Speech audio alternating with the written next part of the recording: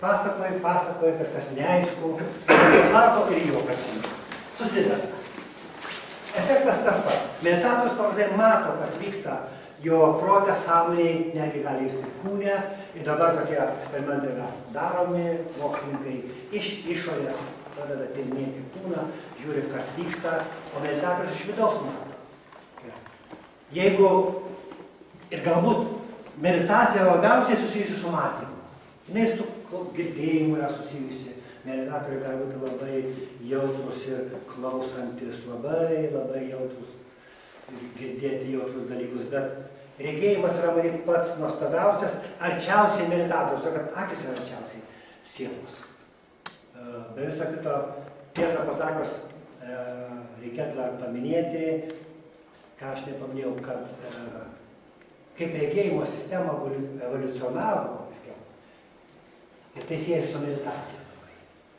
Siejasi su to, kas vyksta po mirties. Ir tai man buvo labai nuostabu, kai aš tą supratau, tada reikia šį vietą patikrinti, bet apie tai buvo be visą kitą mano toks grynai mokslinis darbas regimo ir suvokimo srityje tuo metu. Tai kaip yra. Gamta evoliucionavo, individai evoliucionavo, ir žmogaus akis evoliucionavo, ir kitų gyvūnų akis. Budistai visą kitą ne tik tai tiki, jaučia, ir meditatoriai jaučia, kad gyvūnai yra mūsų pamatas ir mes esam labai artimi, tai rodo be viso kito mūsų genomas. Nes, pavyzdžiui, žmogaus ir kokios nors šimpanzės genomas skiriasi tik 3%, 97% genomo sutampa. Tai galima matyti, kad ir akis evoliucionavo panašiai gyvūnų ir žmonių, bet juos tai labai skiriasi. Ir pradžioj mūsų akise buvo lazdelės ir jos buvo visoji tinklainiai ir mes spalvų neskyrėme. Plotas užimtas tom lazdelėm didžiausias plotas.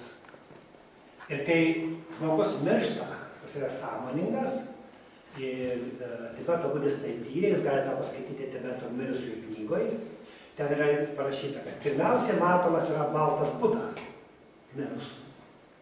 Jie vadina, ne taip kaip krikščionis, kaip kitaip, jie sako, matomas baltas buda. Po to evoliucionavo ir eina kartu geltonas mėlynas kanalas. Iš karto matosi, kad žmogus vadina mėlyną spalvą ir geltoną. Po mirties antrą dieną Tibeto mirusių knygoje yra parašyta, kad mato mėlyną budą, o trečią dieną geltoną budą.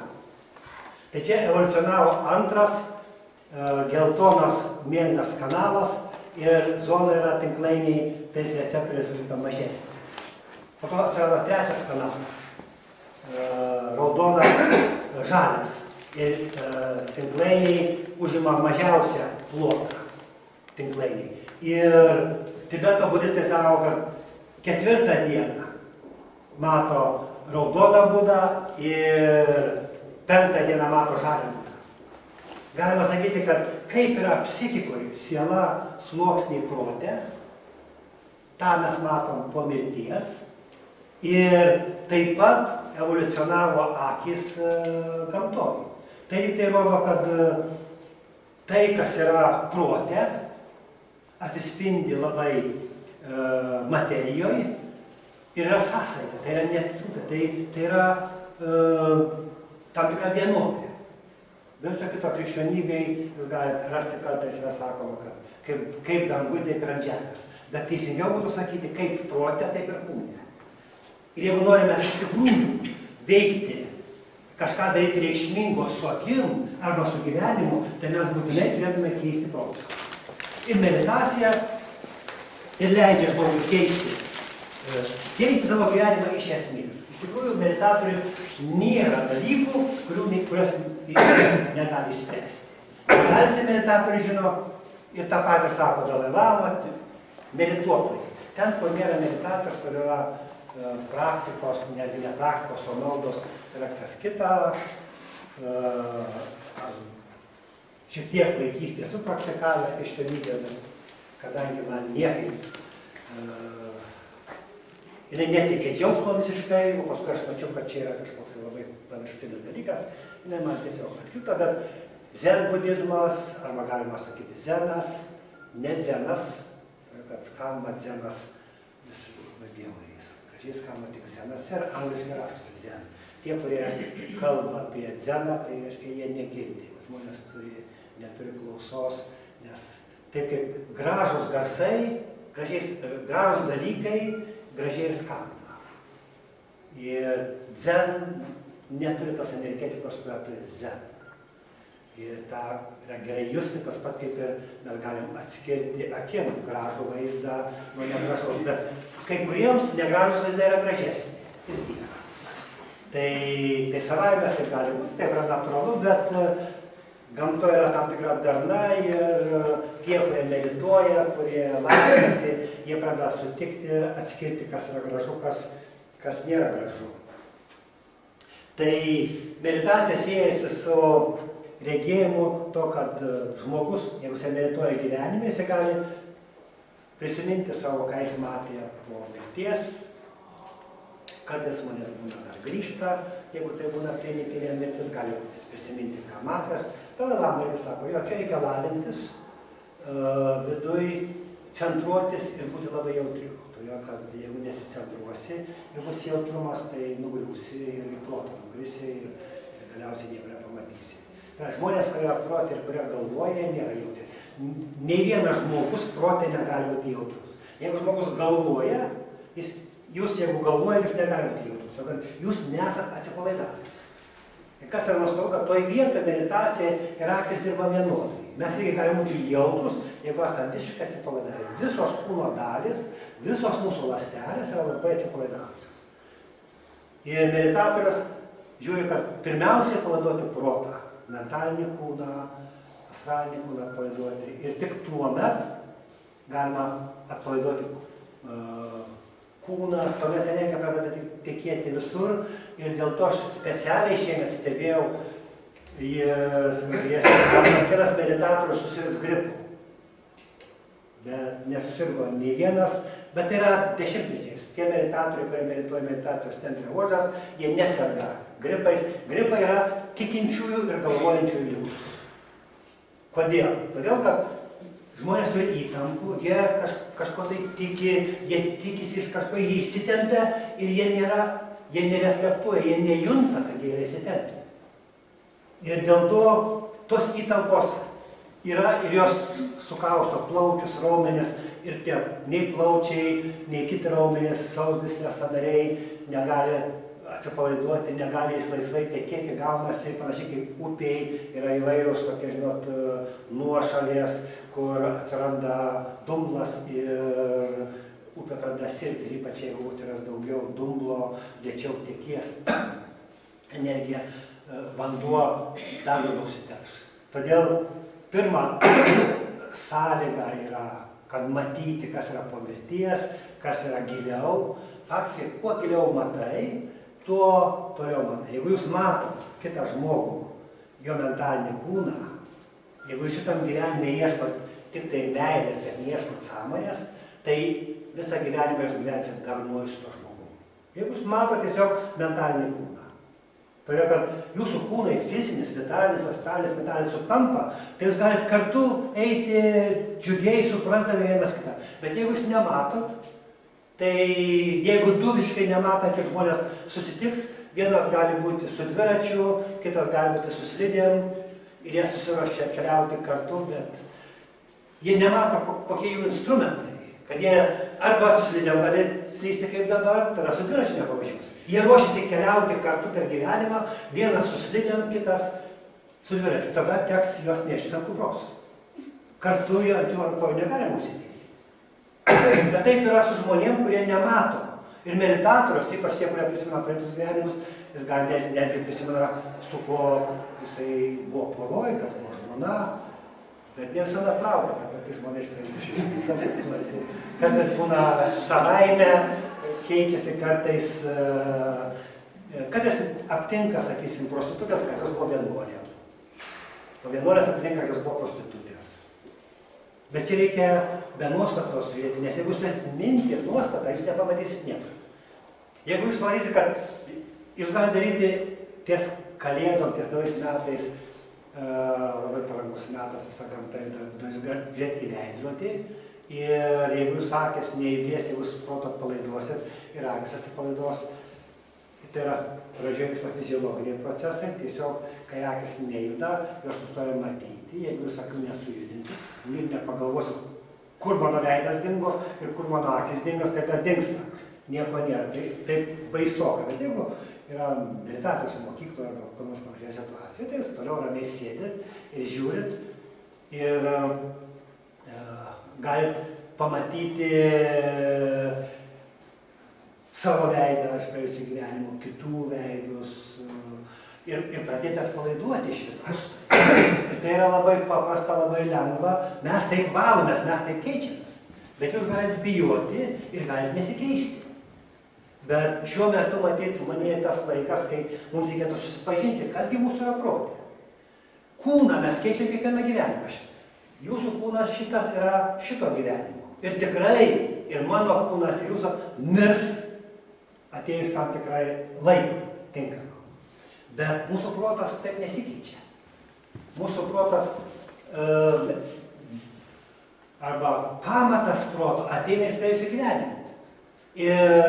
Ir jį reikia keisti. Žmonės nemato jo.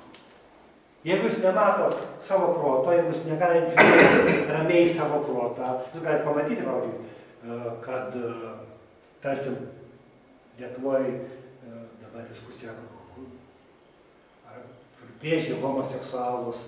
Ir kai kas gali pamatyti, kad vyriška, siela nėra nei vyriška, nei moteriška, bet sakysim, karmiškai reikėjo gimti vyriškam kūne, dėl kokios biologinių klaidų gimė moteriškam kūne ir tuomet protas netitinka kūno, atsiranda problemos. Kartais karmiškai reikia, o kartais tiesiog buvo kovotojas prieš homoseksualų vedybas ir dėl to vyriškam kovotojas prieš gėjus gimsta gėjų. Tada jis susiduria su tą problemą, prieš kurią jis kovojo. Ir kad pamatyti tokias problemas, o dažniausiai taip ir būna. Ten, kur mes kovojam šitą gyvenimą, prieš, jūs tą meditaciją aptiksit, jeigu jūs medituosit.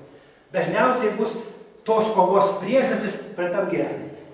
Ir budistai taip pat sako, jeigu jūs nori žinoti, koks jūsų kūnas bus, tai bus tos, kas buvo prie tam gyvenime protas. Ir jeigu jūs kūnos labai kovojat, tai gali būti, kad jūsų supratimui pakeisti, jūsų tikrai tolerancijai gimti, reikalinga gimti kitam kūne. Už tai aš sakyt, meditatoriai irgi keista, gėjai ir vedybos, bet nėra tai geriausia potencija, tai nėra geriausias rezultatas. Daug daugiau teka energijos, meilės tarp vyro ir moters. Už tai nereikia bijoti, tie visi dalykai atkris natūraliai, tegul žmonės truputį pasipraktikuoja, patirnėja ir jie supras, kad čia yra visai negeriausias variantas. Jeigu jūs galite turėti stereo matymą, jūs pasakysim, kad jūs galite čia yra paprasta išsigydyti, ar jūs liksit su monokuliniu matymu. Jeigu yra prietaisas, kur galima išsilavinti, tai aišku, jūs einat, gaištat keletą mėnesių arba keletą metų ir išsigydote. Tas pats yra su kremais dantėms, sako ortodontai, kad galima jeigu yra greita estetinė ortodontė, galima per 6 mėnesius, jeigu klasikinė gal už 2 metus jūs gali susitvarkyti dantis. Tai labai, kitaip tariant, jeigu mes matom, kad yra geresnė galimybė, mes įeinam. O meditacija atveria dar nematuojamai tiesės galimybės, už tai tokių taip trukdyti žmonėms, truputį pakvailiuoti arba suklydus vienas į vieną pusę, reikia leisti suklysti ir į kitą pusę. Kol žmonės supranta, kad jie tai rūkimais rūko ir negali atsitraukti, tai jisai užsikodavo ir pradeda kovoti. Ir tada jis niekam neleidžia rūkyti, pergyvena ir net susirga dėl kovos. Už tai reikėtų leisti žmogų rūkti, aš ką rūkiau dėl kompanijos, ilgokai, kokias matyt 5-6 metus rūkiau, paskui pradėjau tyrinėti, pastebėjau, kad gerklės skauda. Aš sirguliuodavau kvėpavimo takų uždegimais, kol nebuvau meditatorius. Tai būtent mano buvo pagrindinė liga, sirgdavau maždaug 2-4 savaičių per metus. Pavasarį būdavo rudenį, nuo savaitės į kokių 10 dienų arba iki 2 savaičių. Ir man gerklės skaudėjo, bet aš iš kompanijos, dar buvau tuo metu labiau aspirantūrą, rašiau disertaciją ir mes ten būdavom, vakarodavom ir tokiais aukštom temom, dvasiniais dalykais. Ir kartais užsirūkydavom, toks, taip lyg ir ramiau sėdė, rūkai ir gali šiltartumas neina, sočiai sėda plaučiuose, gerklėj, dantyse. Bet galiausiai aš susirgau, man gerklės skaudėjo labai, negalėjau rūkyti visiškai apie, matyt, kokį porą savaičių sirgau. Ir paskui aš nusprendžiau, kad dabar, kai sėsiu į mašiną važiuoti, aš žiūrėsiu, iš kurgi ta mintis ateina rūkyti. Atsisėdau su mašina ir diena netėjo, 2 netėjo, savaitė netėjo. Ir mėnesį netėjo, taip ir netėjo iki šiol. Faktiškai neturi ateiti. Jeigu žmogus yra be polinkio į kurią nors pusę, tai mintis rūkyti mintis atkrito, bet reikėjo tokio labai didelio pastabumo, labai didelio jautrumo, kad neįsileisti mintį ir nenueiti su ją. Dauguma žmonių to nepastebi ir jie rūko. Kita vertus, yra žmonės, kuriems rūkymas nekenkia. Jeigu jums nekenkia rūkymas ir jums malonu rūkyti, rūkykit, kol pradės kenkti. Kam mesti, jeigu tikrai žmonėms netrukdo. Jeigu man gerklė nebūtų skaudėjus, jeigu aš nesusirgčiau, gal aš rūkyčiau. Vienintelis prašvitęs būdą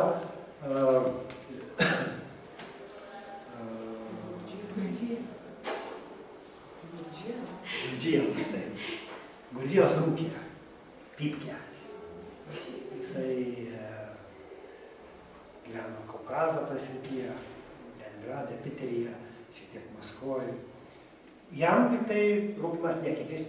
Ne per dėlis buvo mažiau kaip kolius, bet jam nekenkė. Ir taip matyt, kad tas gali būti. Aš girdėjau, kad vienas prašytės būda toliau dirbo Japonijoje skerdimo gyvūnų.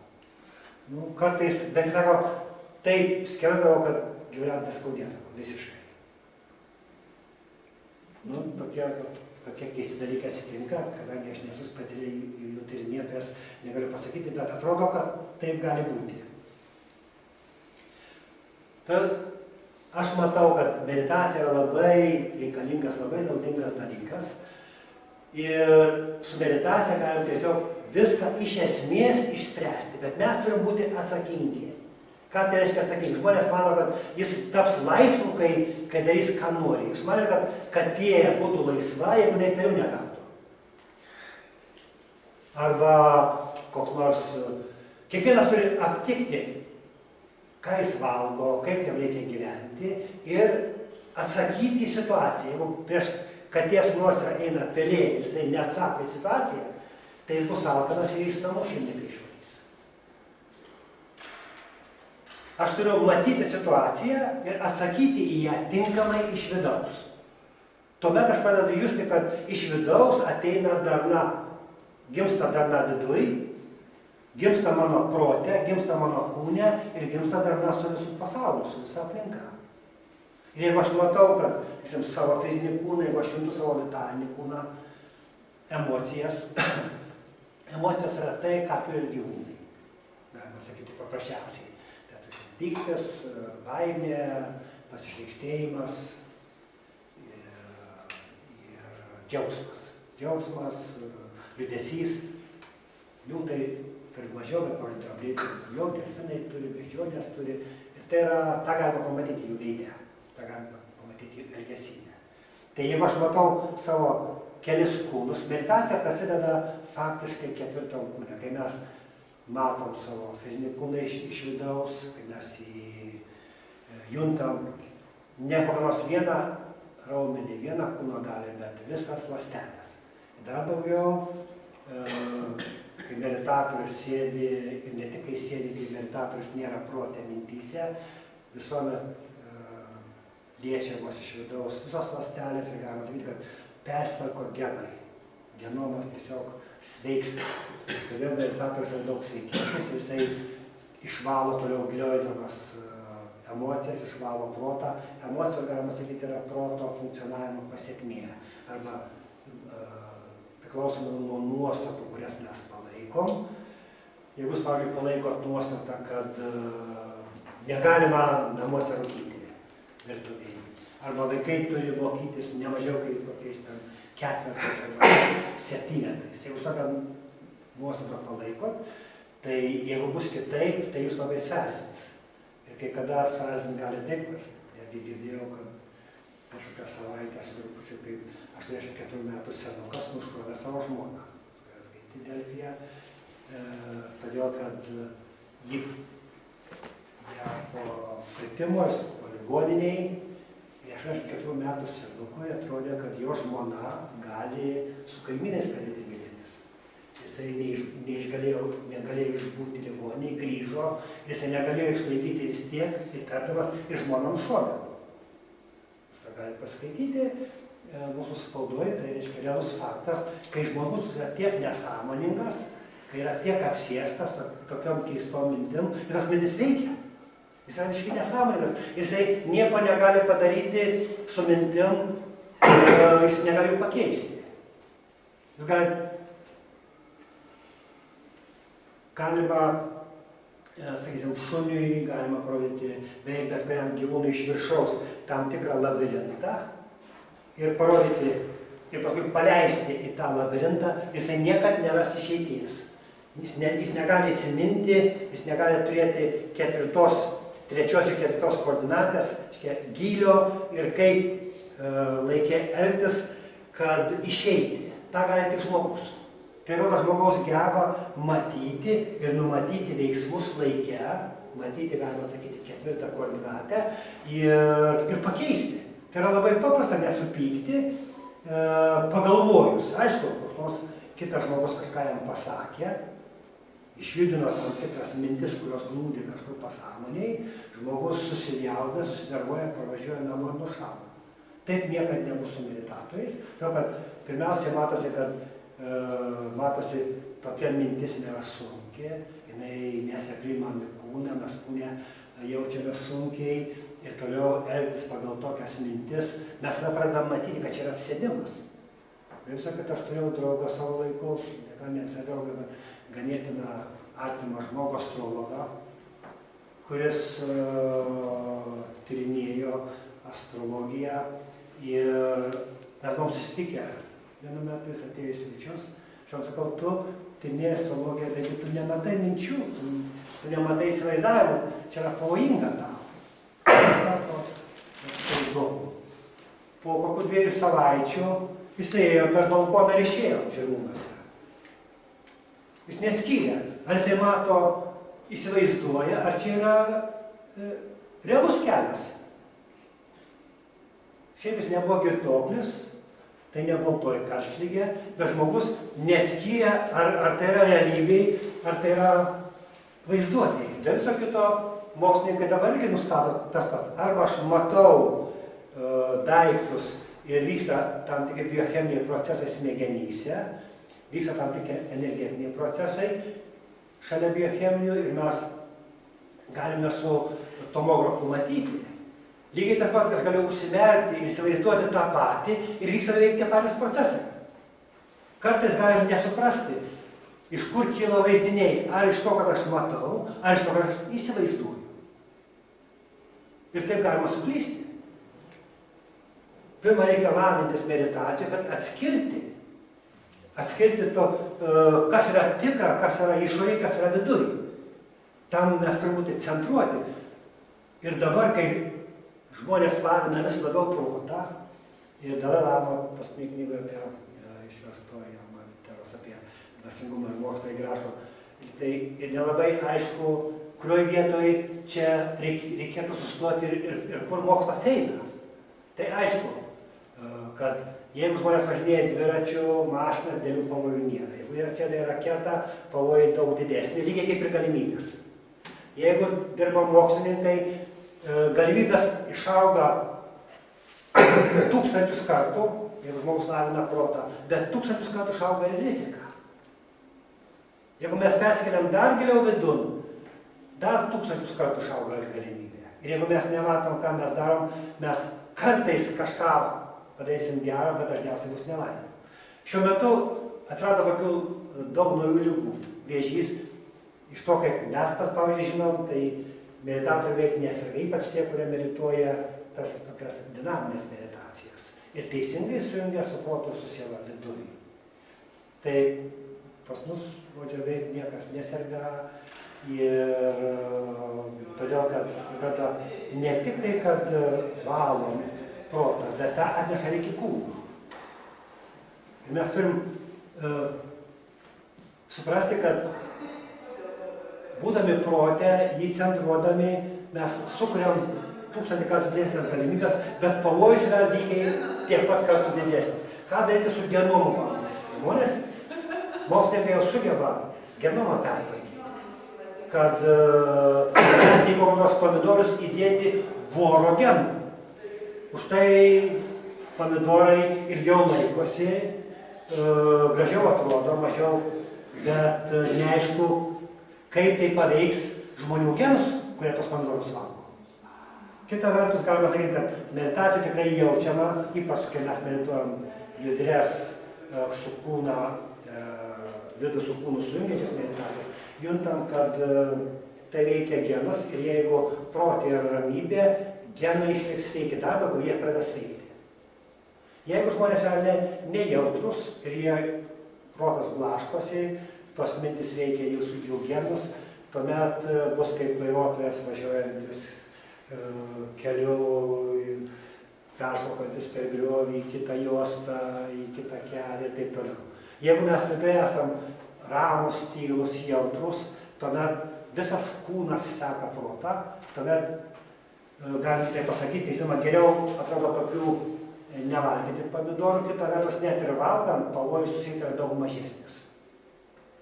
Ir jeigu jau galima sakyti taip, kad meditatoriai yra tie, kurie labiausiai išliks, todėl kad jie yra viduj, jautrumas ateina iš vidaus. Jeigu tą jautrumą atnešam iki kūno, tai kūnas seka to jautrumo tiesa ir ligos beveik jų nepasiekia. Tie visokie mentaliniai impulsai, kurie klajoja, kurių mieste yra dar daugiau negu kaime arba kur, jie klajoja ir jie randa, kaip ir bet kuris energetinis kamuolys, kaip ir kamuolinis žaibas, randa vietą, kur jis išsikrauna. Jeigu tai bus žmogus apsėstas tam kamidėjom, per jį išsikraus, jis susirgs. Aš būčiau už tai, kad visi medituotų, kiek jie įgali ir nesusirgtų. Galėčiau sakyti, kad meditacija leidžia 100% beveik visiems žmonėms išsigydyti, žinoma, jeigu ne per vėlai gydyti, arba kai kada atveria galimybės naudotis naują mediciną. Kita vertus, medituodami mes ruošiam savo kūną kitam gyvenimui. Ir jūs šitam gyvenime savo protu nulemsit, koks bus jūsų kūnas kitam gyvenime. Jeigu sirgsit kitam gyvenime, tai žinokit, jūs šitam gyvenime jį sukūrėte. Tai bet čia taip ir sako, ką galvoja prie tam gyvenime, jis veikia jūsų kūną, jis veikia jūsų protą ir tai pasireikš kūne. Žinoma, mes mokam taip pat kaip ir visi kiti mokesčius, bet nesinaudojam. Aš nesinaudoju jau keliasdešimt metų mediciną, tai nereiškia, kad nemirsiu aš. Matau, kad taip, kūnas vieną dieną numirs, bet irgi yra skirtumas nueiti į šonkelius kūną palikus arba nueiti vidun. Tai meditatoriai paprastai nueina vidun. Ir jeigu, žinoma, tai nėra koks triukas, mes tiesiog turim gyventi labai moraliai, labai jautriai. Meditatoriai yra atviri visam pasauliu, gyvūnams ir žmonėms. Ir jie junta, jeigu jis yra atviras, jis negali skaudinti kito, tai kas pats tai jaučia. Galvojantis žmogus negali jausti kito, to jau vyrai. Tai, kad moterims teks būti laidesnėms, vyrai veikia savo galvoje, moteris jaučia. Moteris orientuojasi į tai, kas teka per protą, į energiją. O vyrai daugiau orientuojasi į protą. Koks turi būti protas. Tai moteris yra jautresnė, kad jos junta, kas teka ir gimsta įvairius jausmai. Ir dėl to jos junta. O vyrai žiūri į protą ir jiems tekėjimas yra ne taip svarbu. Net savo, kad vyrai žiūri akim, arba moteris jaučia akim, o moteris vyrus ausim. Tai yra daugiau susijęs su tekėjimu arba su struktūra. Vyrai žiūri, kaip atrodo, ir jeigu gražiai atrodo, ar teka, ar neteka, tai gal nekas svarbu. Svarbu, kad gražiai atrodo. Bet vyro protas yra vyriškas, moters moteriškas, daug jautresnis. Moteris gali daugiau adaptuotis. Kita vertus, egzistenciškai energija neteka bet kaip. Mes turim suprasti, kokie mes esame viduje, turim labai jautrus ir tą jautrumą turim atnešti iki kūno. Jeigu mes atnešim bet ką, tai nesilaikys, tai irs ir mes vėl turėsim dėti energiją. Kol galiausiai senatvėje išseks viskas ir liksim pusiau Alzheimeryje ir beveik neprotę, net užmiršę, kad rankas tokia. Arba ką darėm vakar, taip toliau. Kadangi mes vis labai lavinam protą, tai atveria mums gero gyvenimo perspektyvas, bet tuo pat metu su tuo protu mes galim labai sužaloti savo kūną. Ir todėl susirgti išsėtinė sklerozė, vėžiais, įvairiais, Alzheimeriu, Parkinsono liga ir taip toliau. Aš, pavyzdžiui, mačiau vieną laidą apie vokiečių Parkinsonu sergantą vaikiną, kurio rankas dirba. Ir atsitinka taip, kad jis pats nejunta, bet jį įmeta vidun, kūnas lieka čia ir jis nugriūna. Ir kartais kūnas griūdamas užsigauna, kad jis gali žūti. Už tai vokiečiai ieškojo būdų, kaip išlaikyti nors keletą sekundžių dar žmogų kūne, kad jis galėtų nenugriūtų taip, o pamatytų kėdę ir atsisėstų. Reikia bent 2-3 sekundžių, kad jis išliktų. Ir jie pastebėjo, kad jeigu uždeda akinius prieš nosį, tai yra, jis nespėjo nueiti, bet jis spėtų kokį nors jungiklį įjungti. Jeigu jis žino, kad jam blogai, jis kokį jungiklį įjungtų, jeigu jis čia išlaikytų dar kūną. Ir būna taip, kad jie pastebėjo, kad jeigu bėga akiniuose prieš akis, keistas vertikaliai, tai žmogus dar kelias sekundės ir būna kūnės ir suspėja atsisėsti. Ir tai yra kaip ir geras palaikymas. Žmogus nenukris ir neužsigaus. Bet kai aš pamačiau, sprendimas visiškai dar vaikiškas. Pirmiausia, aišku, kad ir iš karto matosi, ką galima daryti, kad išlaikyti ir ilgiau žmogų kūne.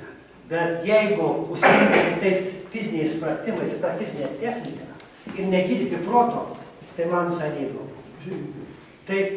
Tai nepadės ilgam. Žmogus sugadins, netaisys savo protą, naudosi tokiais prietaisais, tie prietaisai bus sudėtingesni, dar sudėtingesni, ir bus ir protas nekeis. Galiausiai vėl bus aklavietė. Reikia naudoti tokius prietaisus laikinai, kol jisai pertvarko savo protą. Kol jisai protą randa priežastį, dėl ko yra parkinsonizmas. Parkinsonizmas paprastai bus rankos virpa kitas, jeigu jis ką nors represuoja. Jeigu jūs reikalaujat labai iš vaikų, ko nors iš kitų, užslopinat energiją savyje, tom mintim, viena bus mintis į išorę į kitus, kita į save represuoja. Arba tiesiog represuoja, pavyzdžiui, seksualinę savo energiją. Jeigu represuosis seksualinę savo energiją, jinai gali pratrūkti ir gali siek pradėti tekėti, tuo labiau senatvėje. Tuomet pradės rankos drebėti ir jeigu negydyti tos represijos, jeigu nepamatyti, kad jeigu yra kažkas užslopinta, tai reikia pabandyti inteligentiškai atpalaiduoti. Jeigu kažkokia kranas arba pratrūko užtvanka ir toliau vanduo nuo kalnų bėga, taip reikia kažką daryti. Nėra, kad statysim dar didesnę užtvanką, laikysim maišus, 1000 žmonių atbėgs, laikys pečius surėmę maišus, paskui vanduo nutekės. Nereikia žiūrėti, ką daryti, kad tą energiją praleisti. Meditatoriai aptinka, žinoma, jeigu mes užslopinam praeitam gyvenime daug energijos ir šitam gyvenime rankos virpa gana anksti, tai būtų žmogiška pradėti tyrinėti, atpalaiduoti, nustoti kovoti su savo kūniškom energijom, jas priimti, transformuoti ir keisti. Kiek spėsim pakeisti, galim spėti visiškai išsigydyti, bet jeigu proto nekeisim, tų ligų daugės.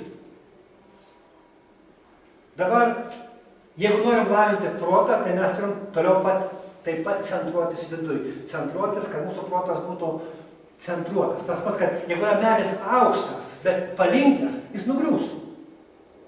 Jeigu medis yra aukštas, jis turi būti visuomet tiesus. Tai viena. Antra, jo šaknis turi būti proporcingos lajai, šakoms. Jeigu šaknis bus paviršiui, silpnas, o šakos didelės, jis irgi nugrius. Ir kai mes medituojame, mes siuntam, kad energija pradeda tekėti ir iš vidaus ir tas pats kaip panašiai kaip medis auga ir šakom pasiekia saulę. Bet pasiekę saulės būtent yra auginti šaknis. Meditatorių tai jumta. Nereikia bėgti nuo kūno ir, sakykime, mes medituojame meditacijos teoriją taip, kad visuomet būtų balansas tarp mūsų buvimo kūne ir sielų, kad būtų balansas. Nepabėgti iš gyvenimo, o švęsti gyvenimą. Su sveikata problemos išsprendžia. Žinoma, paskui ką daryti, kai esi sveikas, gali pinigų užsidirbti, o kai pinigų turi, ką toliau daryti, toliau ieškai, žmonės mums ieško partnerio. Aišku, surandam beveik, kad ne tą, kuris subalansuoja, o tą, kuris iškompensuoja, kuris tą patį sako. Bet tai reiškia, du pakrypia į tą pačią pusę. Ir bando vienas kitą atsiremti. Aišku, kad nesigauna. Čia yra tokia, pirmiausia, mes turim matyti. Kai pradedam matyti protą, mes pradedam centruotis, pradeda energija tekėti, dvasia su kūnu susijungia ir sveikata atsiranda džiaugsmas. Tokia tiesa, kad energija ateina iš kūno ir mums reikia prieiti prie kūno ir iš kūno paimti tinkamai energiją meditatyviai. Ta patį daro ūkininkai. Jie sodina medį, obelį arba braškę, kad paimti energiją iš žemės. Ir jie turi tinkamai sodinti arba braškę, arba agrastą, arba obelį, arba jis gali karvę auginti. Jis turi taip prižiūrėti sodą arba gyvūnus, kad energiją iš žemės paimti. Meditatorius tą pat daro viduj, jis taip pat turi žiūrėti, kaip prieiti prie kūno, savo kūno visų pirma. Taip, kad energiją paimti toliau, kaip praleisti tą energiją per protą.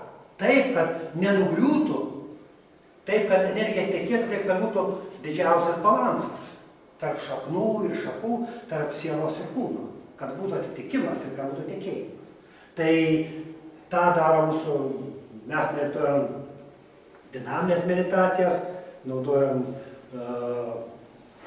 aš pradėjau medituoti dinaminę meditaciją ir man pačią pirmą meditaciją susijungė, man pradėjo energija tekėti, tai buvo 92 metais, matyt, kovo mėnesį Kijeve. Buvau pirmas, kuris į Lietuvą atvežė meditaciją, už tai matyt daugiausiai gavau per galvą, dabar jau pradėjau, duoda, bet anksčiau tai duodavo iš visų pusių.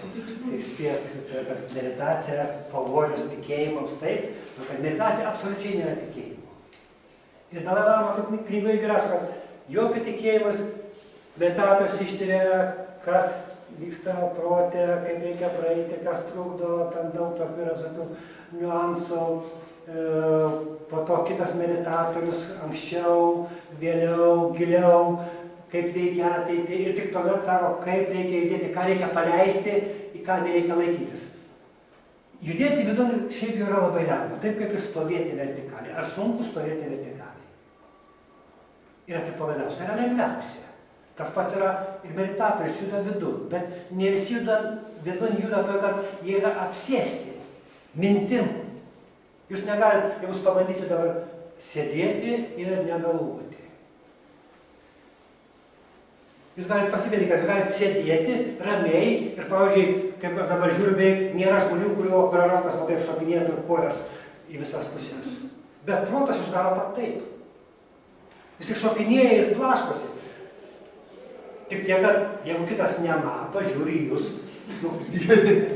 kūnas nesiblaško, lyg ir normalus žmogus. Bet kas darosi jūsų protą, mato tik meditatorius. Ir jeigu jūs galvojat, neteka per jūsų energiją, lengvai. Ir jūs gali būti du vyras ir moteris šalia du galvojantis, tarp jų niekaip netekės energija. Ir jie nesušnekės. Ir jie nesupras, kodėl jie nesusišneka. Ir tas pats yra darbe. Jūs nesuprasit, kur neteka, ką reikia daryti, kad tekėtų. Panašiai kaip prieš 100 metų duoti sutvarkyti kompiuterį žmogui. Jis žiūri kompiuteris, nespranta, kas čia per daiktas. Mano tėvas tai stebėdavo, sako, šiaip jau beveik viską suprantu, bet kaip televizorius veikia, kaip tą vaizdą iš tenai perkelia, ir dar niekaip. Tai buvo 40 metų. Tai meditatorius žiūris gali suprasti, kaip teka, kur yra problema, kokioj nuostatoj. Problema yra, kad žmonės patys negali tos minties pamatyti, bet reikia medituoti, reikia pradėti matyti tas mintis, kurios trukdo, judėti vidun, viskas pradeda stoti savo vietą. Ir gimstam tinkamai, ir mirštam tinkamai, arba vis tinkamiau ir tinkamiau. Mes einam tūkstančius gyvenimų kūne, prieš tai kitose formose. Tai, kad žmogus, sakysim, siela buvo įsikūrusi kokią nors beždžionį, tai nereiškia, kad žmogus ta siela tapo beždžioniška. Tas pats, kad jeigu jūs važiuojat su mašina, tai nereiškia, kad jūsų siela yra mašiniška.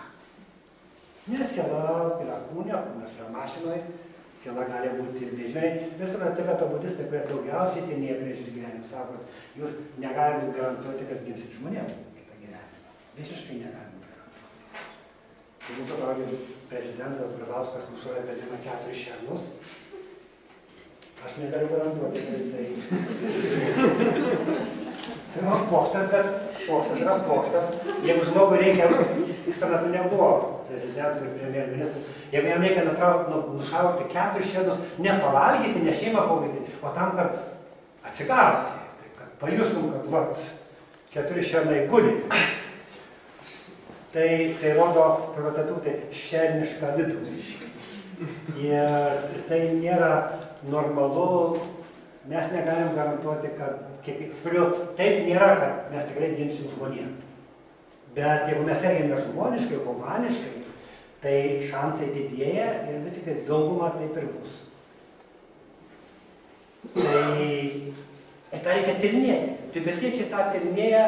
Pas mus yra išvedas filmas, 2 filmai, vienas Atrasta reinkarnacija, kitas Mano reinkarnacija. Faktais remiasi ir mes rodom kartais meditacijos centre, kartais rodo Kaune ezoteriniam centre, o tie filmai sukurti faktų, remiantis faktais, o galima pasižiūrėti. Vienas yra, kaip žmogus miršta ir mokytojas miršta, jo ieško mokinys ir visą istoriją, kaip jis randa, patikrina ir atpažįsta. Kitą, kaip žmogus nukankintas Kinijos kalėjime, tibetietis gimsta Italijoje ir jo tėvai pasako, kad čia reinkarnacija, tas žmogus sako, aš nenoriu būti joks meditatorius, jis nelabai atsimena, bet jisai žino, kad ten kažkas buvo labai blogai. Ir jis sako, aš noriu gyventi, turėti vaikų, biznį daryti, turiu tokių gražių sumanimų, bet tas iš vidaus tas įrimtasi labiau ir vis labiau ir labiau spaudžia jo protą ir galiausiai jisai sako, tenka kapituliuoti, tenka pradėti žiūrėti vidun, galiausiai jis nuvažiuoja į Tibetą, bet jo gyvenimas pasikeičia, jisai suderina gautą vakarietišką programuotojo išsilavinimą, šeimą, vaiką su savo Tibeto budistišką praeitim, kai jis buvo Dzogčeno mokytojas. Jis buvo viduje, jis pradėjo matyti, kad jisai mato, ko kiti nemato, tą reikia įskaityti, sujungti. Bet prieš vidų nei vienas iš jūsų nepakovos. Jūs galite kovoti, jūs išprotėsit, man tas pats būtų, bet nėra jokio reikalo kovoti, kad mes viduje esam daug tiesesnė, daug jautresnė, užtenka tą vidų atnešti iki išorės, taikyti gyvenime, naudoti, medituoti. Tai reiškia, tapti šeimininku ne tik kūne, bet ir prote. Ir netgi ne tik prote, bet dar giliau viduje. Mes galiausiai judėdami vidun, nueinam, galima sakyti, mūsų prigimtis yra kaip ir Buda. Vakaruose, jūs žinot, kad kai žmogų, kaip ir mažą žmogų, ten kažkas yra mesijas arba dievas. Tai tas pats, kaip vakaruose mes matom, kaip iš medžio gimsta sėkla. Didelis medis, tai kad tampa tokiu maža sėkla. Tai labai keista, tai labai unikalu. Bet ir tą vakariečiai sako. Krikščionių pavyzdžiui tikėjimas sako, kad jūs visi nuo medžio, Jėzus sako, aš esu vynmedis, o jūs esat šakelės, jūs be manęs šakelės. Bet tai nėra tiesa, visi yra vynmedžiai. Tik vienas dar mažiukas, kitas jau didelis, tas, kuris didelis greitai nuvirs. tikriausiai ir tas mažiukas, taip kaip vyksta. Bet, kaip vyksta gyvenime. Bet juk vakaruose, bent jau religijoje, dvasioje, nemoko, o kaip iš sėklos užauginti medį. Tai meditacija yra, kai iš sėklos, arba mes sakom, iš sielos tampa Buda. Taip pat yra kita pusė. Nėra vienpusis gyvenimas, kad medžiai visi tampa sėklom ir sėklos nevirsta medžiu. Kodėl taip vienpusiškai gyventi? Kodėl sėkla neturėtų tapti irgi medžiu? Visi iš Dievo ateina visi iš Dievo, iš tuštumos, iš sąmonės ir lieka visi sėklom. Ne, yra kelias grįžti ir atgal. Taip pat sėkla pradeda žemėje, neišauga medžiu, taip pat ir siela, jinai pradeda medituoti ir tampa Buda. Meditacija yra etapas, kai mes jau įsisąmonam ketvirtą kūną ir jau prote tampam gana sąmoningi. Galiausiai žmogus ten gale, gyvenęs tiek gyvenimų, kiek nori, susicentravęs, jam atsibosta visi tie žemės džiaugsmai ir jis eina vidun. Tai yra tampa Buda arba siela tampa medžiu. Ir ištirpsta egzistencija. Tai mes medituojam dinaminę meditaciją, kundalinį meditacijas, tose knygose yra, jos yra tikros, jos yra tikresnės negu protas, ką sako.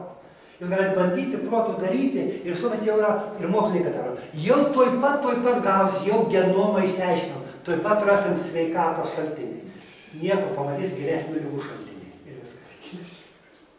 O norint išgydyti tas ligas, reikės suprasti protą, suprasti, kaip jis veikia kūną ir toliau įdėti vidų. Meditatorius jau dabar sveikas, mokslininkas, jisai sukuria laikinai vaistą, panašiai kaip antibiotiką, kuris 50 metų padeda. Panašiai veikia sovietinis socializmas.